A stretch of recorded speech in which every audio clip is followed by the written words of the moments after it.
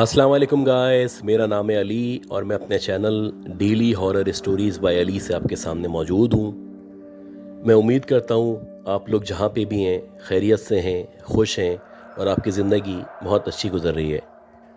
Guys, आपसे request है कि मेरी थोड़ी सी तबीयत नासाज है, दुआ करें कि अल्लाह ताला मुझे सेहत दे, ज़िंदगी दे, आसानी हो।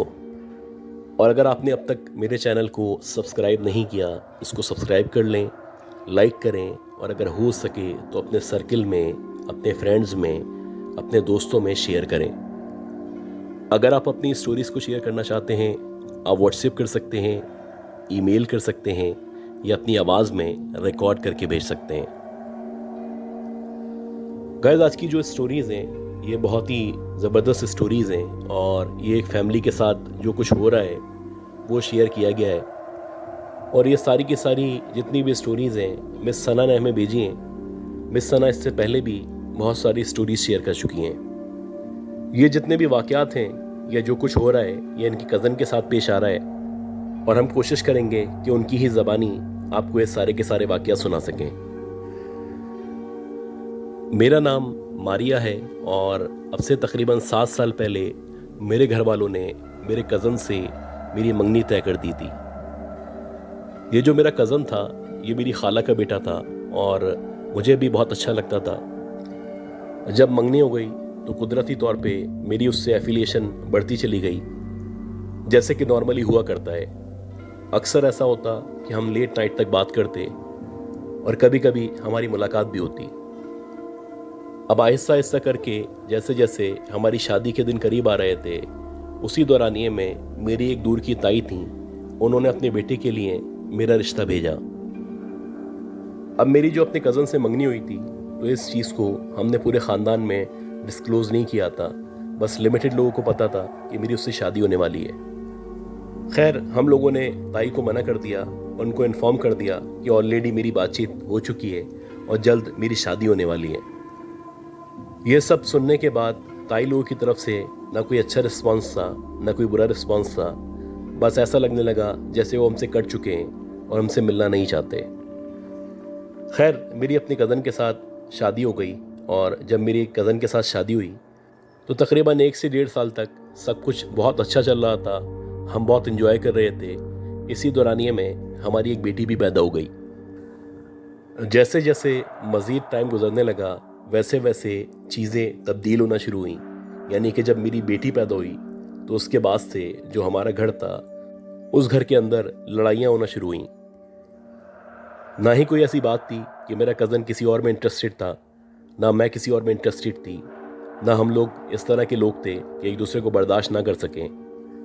वो मेरे सारे हुकूक पूरा कर रहा था, मुझसे बहुत प्यार करता था, लेकिन पता नहीं एकदम से क्या होता कि हम लोग हाइपर हो जाते। ना सिर्फ हाइपर होते बल्कि बहुत बुरी तरह हमारी लड़ाई हो जाती। और जब हम लोगों की लड़ाई होती तो हम लोग महीनों महीनों तक एक दूसरे से बात नहीं करते। और ये सब देखते हुए ही मेरी बेटी बड़ी हो रही थी और मैं बहुत फिक्रमंद थी कि जैसे जैसे मेरी बेटी बड़ी हो रही है उसके ऊपर क्या इंप्रेशन जा रहा है, वो इस बारे में क्या सोचती होगी।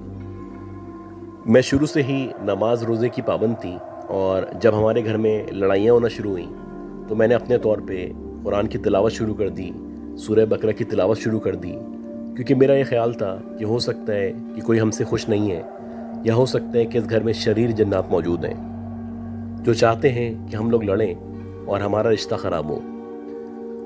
जब मैंने तिलावत वगैरह शुरू की तो तकरीबन 1 से 1.5 हफ्ते तक माहौल बहुत अच्छा हो गया। मेरा जो शौहर था उसका मूड अच्छा रहने लगा, वो मुझसे और ज़्यादा प्यार करने लगा और मुकम्मल तौर पे हमारे घर से सारी लड़ाइयाँ ख़त्म हो गईं। और जब ऐसा हुआ तो मुझे यकीन हो चला कि यकीनन हमारे घर में कोई ना कोई शरीर जन्नात मौजूद हैं और यकीनन कोई ना कोई चाहता है कि हमारा रिश्ता ख़राब हो। खैर, मैंने अल्लाह का शुक्र अदा किया कि मेरे शौहर का मूड बिल्कुल ठीक हो चुका था। अब हमारे दरमियान जो अख्तलाफात थे या जो लड़ाइयाँ थीं वो आहिस्ता आहिस्ता करके ख़त्म हो चुकी थीं। इसी दौरानिए में कुछ अजीब बातें होना शुरू हुई। ये जो हमारा घर था ये एक बहुत बड़ा घर था, बहुत कुशादा घर था और अल्हम्दुलिल्लाह हम फाइनेंशियली स्ट्रॉन्ग थे। जब से हमारी बेटी पैदा हुई थी तो मेरे शौहर की आदत थी कि जो भी चीज़ उनको पसंद आती या जो भी चीज़ मेरी बेटी को पसंद आती तो वो फ़ौरन से उसको दिला दिया करते थे। تو ویسے ہی ایک دن ہم لوگ مارکیٹ گئے ہوئے تھے اور مارکیٹ میں ہم نے دیکھا کہ ایک پیانو بک رہا تھا، اور وہ جو پیانو تھا وہ بڑوں کے حساب سے تھا، لیکن جو میری بیٹی تھی اس کو بہت پسند آیا، اور جب اس کو وہ چیز پسند آئی تو میرے شوہر نے فوراً سے اس کو خرید لیا، اور انہوں نے یہی ڈیسائیڈ کیا کہ آہستہ آہستہ جیسے جیسے یہ بڑی ہوتی چلی جائے گی ویسے ویسے یہ پیانو بجانا سیکھ لے گی اور یوں اس کا شوق بھی پورا ہو جائے گا۔ خیر وہ پیانو ہم نے اس کے روم میں سیٹ کر دیا، اور وہ جو پیانو تھا وہ الیکٹرک پیانو تھا، جب تک آپ اس کے پلگس کو ان نہیں کریں گے تب تک وہ نہیں چل سکتا تھا۔ ایک رات 2 یا 3 بجے کا ٹائم تھا، اور میں، میرے شوہر اور میری بیٹی سو رہے تھے کہ ایک دم سے میری آنکھ کھلی، اور جب میری آنکھ کھلی تو مجھے کانوں میں پیانو کی آواز محسوس ہونے لگی، اور ایسا لگ رہا تھا کہ شاید کوئی پیانو بجا رہا ہے۔ جیسے ہی پیانو کی آواز میرے کانوں سے ٹکرانا شروع ہوئی ویسے ہی میں الرٹ ہو گئی، کیونکہ مجھے پتا تھا یہ جو پیانو ہے یہ خود بخود نہیں چل سکتا۔ کچھ دیر تک میں کنفرمیشن کرتی رہی، اور تقریباً 10 منٹ تک جب مجھے مسلسل آواز آتی رہی اور باقاعدہ محسوس ہونے لگا کہ کوئی ہے جو پیانو بجا رہا ہے، تو پھر جا کے میں نے اپنے شوہر کو اٹھا دیا۔ جب میرے شوہر اٹھ کے بیٹھے تو ان کو بھی عجیب لگنے لگا کہ پیانو خود بخود کیسے بج سکتا ہے۔ میری طرح پہلے وہ بھی یہی سمجھے شاید کوئی ہمارے گھر میں گھس چکا ہے اور شاید یہ چور ہے۔ خیر انہوں نے ہم لوگوں کو کمرے میں لاک کیا، اور ہم دونوں کو کہا کہ جب تک میں واپس نہیں آ جاؤں ڈور نہیں کھولنا۔ میرے شوہر کے پاس ایک بندوق موجود تھی، وہ بندوق لے کے آہستہ آہستہ کر کے اس روم کی طرف بڑھنے لگے جہاں پہ وہ پیانو سیٹ کیا گیا تھا۔ خیر جیسے ہی وہ اس روم میں پہنچے تو انہوں نے پورے روم کا جائزہ لیا، اور پورے روم کا جائزہ لینے کے بعد انہوں نے دیکھا کہ وہاں پہ کوئی بھی موجود نہیں ہے، لیکن اس کے باوجود مسلسل پیانو بجنے کی آواز آ رہی ہے، حالانکہ جو پیانو کا تار ہے وہ بھی ان پلگڈ ہے، یعنی کہ تار لگا ہوا نہیں ہے۔ تو یہ کیسے ہو سکتا ہے کہ پیانو بج رہا ہے اور وہاں پہ کوئی بھی موجود نہیں ہے؟ خیر انہوں نے اچھی طرح جا کے کنفرم کیا، اور اس کے بعد جب ان کو لگنے لگا کہ یہ خود بخود بج رہا ہے تو ان کو یہی اندازہ ہوا شاید کوئی میل فنکشن ہے جس کی وجہ سے پیانو بج رہا ہے۔ جب میرے ہسبینڈ واپس آئے تو انہوں نے آ کے مجھے بتایا کہ وہاں پہ کوئی بھی موجود نہیں ہے، شاید پیانو کے اندر کوئی خرابی ہو چکی ہے جس کی وجہ سے اس کی آواز آ رہی ہے۔ جیسے تیسے کر کے یہ رات تو گزر گئی، اور یہ رات جب گزر گئی تو اگلے دن یہ پیانو لے کے اسی شاپ میں گئے جہاں سے یہ خریدا تھا، اور اس سے جا کے ریکویسٹ کی کہ رات میں اس طرح سے ہوا ہے۔ اب وہ جو شاپ کیپر تھا اس کے مطابق ایسا پاسبل ہی نہیں تھا، کیونکہ جب تک آپ پیانو کو پلگ نہیں کریں گے یا جب تک اس میں الیکٹریسٹی نہیں آئے گی تو یہ پلے نہیں ہو سکتا۔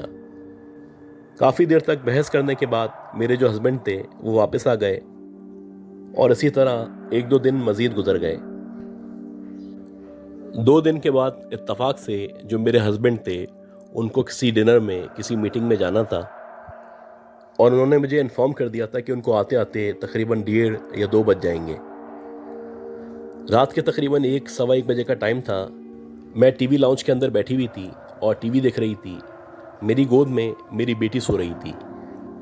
ایک دم سے مجھے بچوں کے ٹوائز کے بجنے کی آواز آنا شروع ہوئی، اور جیسے ہی مجھے آواز آنا شروع ہوئی تو ایک دم سے میرے کان کھڑے ہو گئے، اور میں سوچنے لگی کہ میری بیٹی میری گود میں سو رہی ہے، تو یہ جو ٹوائز بج رہے ہیں یا یہ جو ٹوائز کی آواز آ رہی ہے یہ کہاں سے آ رہی ہے، اور کون ہے جو میری بیٹی کے ٹوائز سے کھیل رہا ہے۔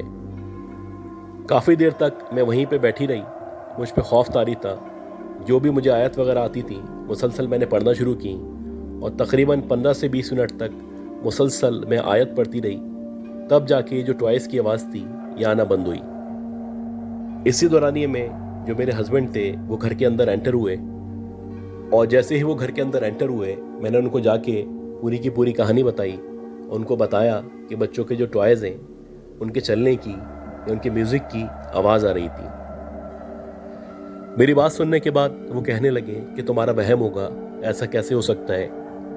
خیر جب وہ میرے ساتھ میری بیٹی کے روم میں گئے تو انہوں نے وہاں پہ جا کے دیکھا تو واقعی میں اس کے جو بھی ٹوائز تھے، جو بھی ٹرینز وغیرہ تھیں، وہ ساری کی ساری چاروں طرف بکھری ہوئی تھیں، اور ایسا لگ رہا تھا کہ اب سے کچھ دیر پہلے یہاں پہ کوئی میری بیٹی کے ٹوائز سے کھیل رہا تھا۔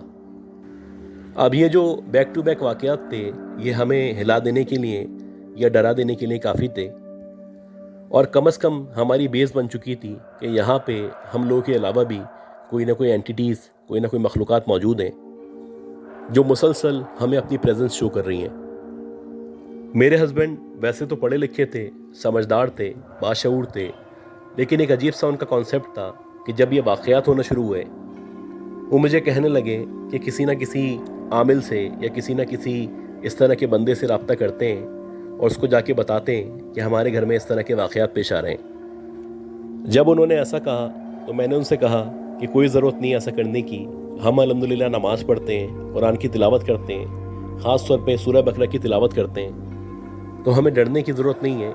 जो भी कुछ है या जो भी मखलूक़ात हैं वो इंशाअल्लाह हमें नुकसान नहीं पहुँचा सकती। जब मैंने इस तरह से कहा तो जो मेरे हस्बैंड थे वो कहने लगे, अगर तुम ऐसा चाहती हो तो ऐसे ही ठीक है, लेकिन मेरा ये ख्याल है कि अब वक्त आ चुका है कि हम किसी से रब्ता करें या किसी को अपने घर का विज़िट करवाएं।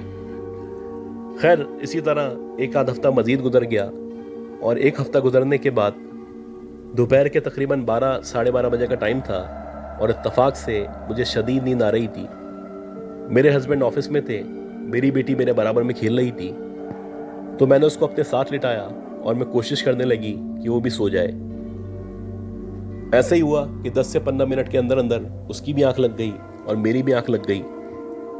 तकरीबन आधे से पौन घंटे बाद जब मेरी आंख खुली तो मैंने अपने बराबर में देखा तो मेरी बेटी वहाँ पे मौजूद नहीं थी। मैं फ़ौरन से उठ के बैठ गई और इधर उधर देखने लगी। मैं परेशान हो चुकी थी क्योंकि मैंने अपनी बेटी को समझाया हुआ था कि जब तक मैं ना उठूं तो मेरे कमरे से कहीं नहीं जाना। उठ के मैंने आगे पीछे के कमरों में देखना शुरू किया। बारी बारी मैंने सारे कमरे चेक किए, लेकिन जो मेरी बेटी थी वो मुझे कहीं पे भी नज़र नहीं आई। फाइनली जब मैं किचन की तरफ बढ़ी या मैंने सोचा कि किचन में जाके चेक करती हूँ, तो मैंने देखा कि जो मेरी बेटी है वो किचन के अंदर ही बैठी हुई है और उसके जितने भी टॉयज़ हैं वो उसके सामने रखे हुए हैं, और बज़ाहिर देखने से ऐसा लग रहा है कि वो किसी से अपनी ज़बान में बात करने की कोशिश कर रही है या किसी को देख के मुस्कुरा रही है। अब वो जहाँ पे देख के बात कर रही थी या मुस्कुरा रही थी, वहाँ पे जब मैंने देखा तो वहाँ पे कोई भी मौजूद नहीं था, लेकिन वो इस तरह प्रिटेंड कर रही थी जैसे वाकई में उसको कोई नज़र आ रहा है या वो किसी को देख पा रही है। मैंने जल्दी से अपनी बेटी को गोद में उठाया और किचन से बाहर निकली। जो भी मुझे कलाम आता था, जो भी आयतें आती थी, मैंने पढ़ना शुरू की, और इसी दौरानिए में मैंने अपने हस्बैंड को फ़ोन किया, उनको बताया कि ऐसा ऐसा हुआ है। अब आपकी मर्जी है, अगर आप किसी को लेके आना चाहते हैं तो किसी को लेके आ जाएं और ये जो हमारा घर है इसको चेक कराएं। ये बताती है कि तकरीबन 4 से 5 दिन के अंदर अंदर मेरे जो हस्बैंड थे वो एक साहब को लेके आए और ये बताने लगे कि इस तरह के मामलात देखा करते हैं, झाड़ फूक किया करते हैं, और इनका एक आस्ताना भी है या वहाँ पे भी लोगों से मिला करते हैं। खैर, वो जो साहब थे उन्होंने बारी बारी हमारे सारे के सारे कमरे चेक किए। उसके बाद वो किचन में गए और उसके साथ वो ऊपर गए। खैर, जब वो ऊपर से होके नीचे आए तो उन्होंने मेरे हस्बैंड को इशारा किया जैसे कि वो उनसे कुछ बात करना चाहते हैं। मेरे हस्बैंड जब उनके पास गए तो उन्होंने मेरे हस्बैंड से बात की और उन्होंने कहा कि जिस घर में आप रह रहे हैं यहाँ पे आपके ऊपर सख्त किस्म का जादू किया गया है और कोई है जो आप लोगों के रिश्ते को ख़राब करना चाहता है। ना सिर्फ रिश्ते को ख़राब करना चाहता है बल्कि आप लोगों को नुकसान पहुँचाना चाहता है। अभी तो शुरू है, इसलिए आपके साथ कोई ऐसा वाक़या पेश नहीं आया, लेकिन अगर आपने मज़ीद यहाँ पे टाइम स्पेंड किया या इसका इलाज नहीं करवाया तो हो सकता है आप दोनों में से किसी एक की जान चले जाए। अब ये सुनने के बाद जो मेरे हस्बैंड थे वो बहुत ज़्यादा डर चुके थे और मेरे हस्बैंड ने उन साहब से कहा कि अगर आप इसका इलाज कर सकते हैं तो आप अभी से ही इसका इलाज शुरू करें। अगर आपको किसी चीज़ की ज़रूरत है या पैसों की ज़रूरत है या जो भी चीज़ें चाहिए वो मैं आपको प्रोवाइड कर दूँगा। वो जो साहब थे उन्होंने मेरे हस्बैंड को कहा कि इसके इलाज में तकरीबन 3 से 4 हफ्ते लगेंगे और मैं कोशिश करूँगा कि जिसने ये सब किया है उसके बारे में भी आपको मालूमात फराहम कर सकूँ। ये सब सुनने के बाद मेरे हस्बैंड ने भी हामी भर ली और उनसे जो भी मामलात थे पैसों के वो तय किए और उसके बाद जो जो चीज़ें उनको चाहिए थी वो सारी की सारी चीज़ें उनको प्रोवाइड कर दी। हालांकि मैं इन सब बातों पे यकीन नहीं रखती थी, लेकिन ये जो कुछ वाक़यात हमारे साथ हुए थे ये हमें डरा देने के लिए काफ़ी थे। और जब आप डरे हुए होते हैं तो कोई भी आपको अगर समझाना चाहे तो आप उसकी बात मान लेते हैं या समझ लेते हैं। उन दिनों हम लोगों के साथ वैसे ही हुआ कि वो जो साहब थे वो दबा के मेरे हस्बैंड से पैसे लेते रहे, मुख्तलिफ चीज़ें मंगवाते रहे और आखिर में उन्होंने 2 बकरों की फरमाइश कर दी। मेरे जो हस्बैंड थे, जाहिर सी बात है वो मुकम्मल तौर पे उनके बस में आ चुके थे, लिहाजा उन्होंने इनको 2 काले बकरे भी प्रोवाइड कर दिए। 3 से 4 हफ्ते हो गए, 4 से 5 हफ्ते हो गए और उन साहब के मुताबिक उनका जो इलाज था वो अभी भी कंटिन्यू था। शायद उनको अंदाज़ा हो चुका था कि हम लोग बहुत साहिब हैसियत लोग हैं, फाइनेंशियली स्ट्रॉन्ग हैं और वो चाहते थे कि जितना ज़्यादा पैसा हो सकता है वो यहाँ से खींचें। जब से उन्होंने इलाज करना शुरू किया था उसके बाद भी हमारे घर में जो वाक़यात थे ना वो कम हुए थे और ना ही लग रहा था कि वो कम होंगे। लेकिन मेरे शौहर का मुकम्मल तौर पे वो एतमाद जीत चुके थे। वो जैसे कहते थे मेरे शौहर वैसे करते थे। हालांकि मैं उनको कहती थी कि 3 से 4 हफ्ते हो चुके हैं और अब तक हमें कोई रिज़ल्ट नहीं मिला। मेरे हस्बैंड कहा करते थे कि कोई मसला नहीं है, एक शख्स अगर इलाज कर रहा है और उसमें टाइम लग रहा है तो कोई प्रॉब्लम नहीं है, हमें वेट करना चाहिए। और इसी तरह तकरीबन 7 से 8 हफ्ते गुजर चुके थे। मुसलसल हमारे घर में प्रेजेंस फील होती थी। अब तो अक्सर ऐसा होता कि रात के टाइम में जब मेरी आंख खुलती तो टीवी लाउंज के अंदर टीवी ऑन होता और जैसे ही मैं वहाँ जाके उसको बंद करने के बाद मुड़ती तो दोबारा से ऑन हो जाता। इसके साथ साथ कभी कभी ऐसा होता कि किचन की जो लाइट थी कभी खुद ब खुद ऑन होती, कभी खुद ब खुद ऑफ हो जाती। तकरीबन 3 महीने तक हम उनके झांसे में फंसे रहे और वो मुसलसल मेरे हस्बैंड से पैसे लेते रहे और तकरीबन 3-3.5 लाख रुपए मेरे हस्बैंड ने उनके ऊपर खर्च किए। उसके बाद मेरे हस्बैंड को भी लगने लगा कि ये जो साहब हैं ये सिर्फ बेवकूफ़ बना रहे हैं। और इस दौरानिए में जो मेरे हस्बैंड थे वो और भी लोगों से रब्ता करते रहे और उनकी पूरी कोशिश थी कि कोई ऐसा बंदा मिल जाए जो वाकई में इन मसाइल को हल कर सके या जो कुछ हमारे घर में हो रहा है ये होना ख़त्म हो जाए। उन्हीं दिनों मेरे हस्बैंड लेट नाइट आया करते थे। इसी तरह की एक रात थी और रात के तकरीबन 2 या 2:30 बजे का टाइम था कि जैसे ही मेरे हस्बैंड घर के अंदर एंटर हुए तो उन्होंने देखा कि सामने जो किचन मौजूद है वहाँ की लाइट जल रही है। अब पहले मेरे हस्बैंड समझे हो सकता है मैं किचन में मौजूद हूँ, क्योंकि मेरी आदत थी मेरे हस्बैंड के आने से पहले मैं खाना गर्म किया करती थी। खैर वो आहिस्ता आहिस्ता करके जैसे ही किचन के करीब पहुँचे तो उन्होंने किचन के अंदर की तरफ झांका और जैसे ही उन्होंने किचन के अंदर की तरफ झांका तो उन्होंने देखा कि एक औरत है जो रेड कलर के कपड़ों में किचन के अंदर मौजूद है और बज़ाहिर ऐसा लग रहा है कि वो कोई काम कर रही है। जैसे ही अपने घर के अंदर मेरे हस्बैंड ने उस औरत को देखा तो वो परेशान हो गए कि औरत यहाँ पे कैसे आई है, क्योंकि हमारे घर में मेरे हस्बैंड के अलावा मेरी बेटी मौजूद है। खैर मेरे हस्बैंड ने उसको पीछे से आवाज़ दी कि आप कौन हैं, यहाँ पे क्या कर रही हैं। जैसे ही मेरे हस्बैंड ने यह सवाल पूछा तो वो जो औरत थी एकदम से पलटी और जैसे ही वो पलटी तो मेरे हस्बैंड बताते हैं कि उसका जो चेहरा था वो बाकायदा जला हुआ झुलसा हुआ चेहरा था और इतना हैबतनाक चेहरा था कि अगर कोई उसको एक दफ़ा देख ले तो उसकी नींद उड़ जाए। बहरहाल जैसे ही वो पलटी तो पलटने के बाद उस औरत ने कहा कि तुम जिसके पास भी जाना चाहते हो जाओ, लेकिन तुम हमें इस घर से नहीं निकाल सकते। ये कहने के बाद वो जो औरत थी मेरे हस्बैंड के सामने देखते ही देखते हवा में तहलील हो गई। मेरे हस्बैंड बताते हैं कि ये जो कुछ हुआ था ये कुछ सेकंड्स के अंदर अंदर हुआ था और उनको बज़ाहिर ऐसा लग रहा था जैसे वो कोई ख्वाब देख रहे हैं। खैर जैसे तैसे वो होश में आए और जल्दी से कमरे के अंदर आए और जब वो कमरे के अंदर एंटर हुए तो उनके पसीने छूट रहे थे। ऐसा लग रहा था कि उनके ऊपर कपकपी तारी हो चुकी है। ये जो वाक़यात का सिलसिला था ये तब से अब तक हमारे साथ चलता चला आ रहा है और जैसे जैसे टाइम मज़ीद गुजर रहा है ये जो वाक़यात हैं ये बढ़ते चले जा रहे हैं। इस दौरानिए में हम 3 से 4 लोगों से रब्ता कर चुके हैं जिन्होंने मुकम्मल तौर पे दावा किया था ये जो वाक़यात हो रहे हैं या जो कुछ आपके घर में मौजूद है उसको हम वहाँ से निकाल देंगे, लेकिन इनमें से कोई भी एक शख्स कामयाबी के साथ ये काम नहीं कर सका। गाइस मैं उम्मीद करता हूँ ये जो स्टोरी मैंने शेयर की है ये स्टोरी आपको पसंद आई होगी। अगर आपको ये स्टोरी पसंद आई है तो प्लीज़ मेरे चैनल को लाइक करें, सब्सक्राइब करें, शेयर करें اور لازمی دعا کریں کہ اللہ تعالیٰ مجھے، میری فیملی کو، ہم سب کو صحت دے، زندگی دے، خوشحالی دے۔ اگلی اپلوڈ تک کے لیے اپنا خیال رکھیے گا۔ اللہ حافظ۔